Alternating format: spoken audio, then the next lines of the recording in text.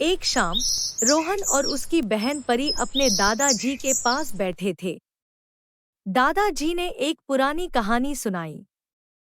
हमारे घर के बेसमेंट में एक खजाना छुपा है, लेकिन उस पर एक श्राप है। जो बिना अनुमति के उस खजाने तक पहुंचने की कोशिश करेगा, वह वहां से कभी वापस नहीं आएगा। रोहन और परी जिज्ञासु हो गए। रात को दोनों चुपके से बेसमेंट में घुस गए। अंधेरा था और एक पुराना दरवाजा उनके सामने था। दरवाजा खोलते ही एक गुप्त सुरंग मिली जो नीचे की तरफ जा रही थी। परी बोली, भैया, क्या हमें सच में अंदर जाना चाहिए? दादाजी ने तो मना किया था। रोहन मुस्कराकर बोला, डरने की कोई बात नहीं परी। अगर दादाजी की कहानी सच है तो हमें ये खजाना जरूर ढूंढना चाहिए। अचानक एक ठंडी हवा का झोंका आया और सुरंग से अजीब सी आवाजें आने लगी।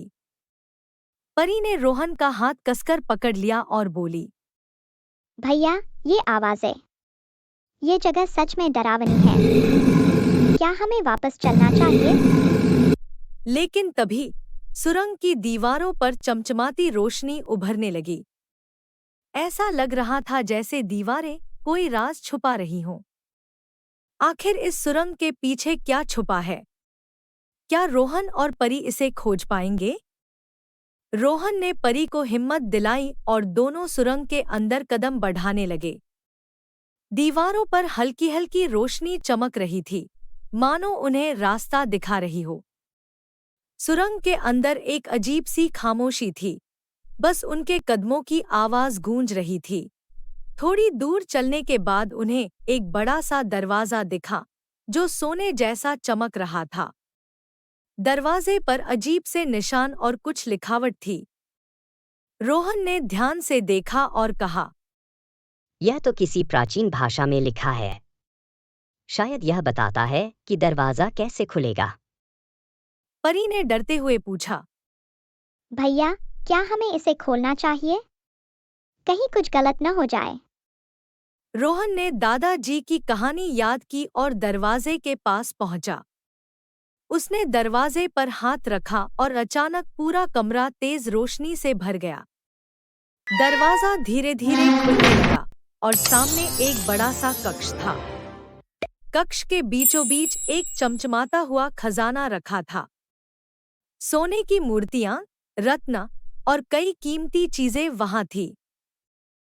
परी की आंखें चमक उठीं और उसने कहा, भैया, ये तो सच में खजाना है। लेकिन जैसे ही रोहन ने खजाने के पास जाने की कोशिश की, पूरा कक्ष हिलने लगा। दीवारों से अजीब सी परछाइयां निकलने लगी और एक गूंजती हुई आवाज आई, जो इस खजाने को बिना अनुमति के छुएगा, उसे इसका श्राप झेलना पड़ेगा। परी घबराकर रोहन के पास आई और कहा, भैया, हमें यहाँ से भागना चाहिए। ये जगह सुरक्षित नहीं है। लेकिन रोहन ने अपनी जगह से हटने से मना कर दिया।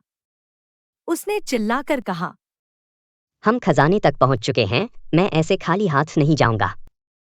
आगे क्या होगा? क्या रोहन खजाने को लेकर बाहर निकल पाएगा? या श्राप उनके लिए किसी खतरनाक मुसीबत का दरवाजा खोल देगा? अगली कहानी में जानें, जब रहस्य और भी गहराएगा।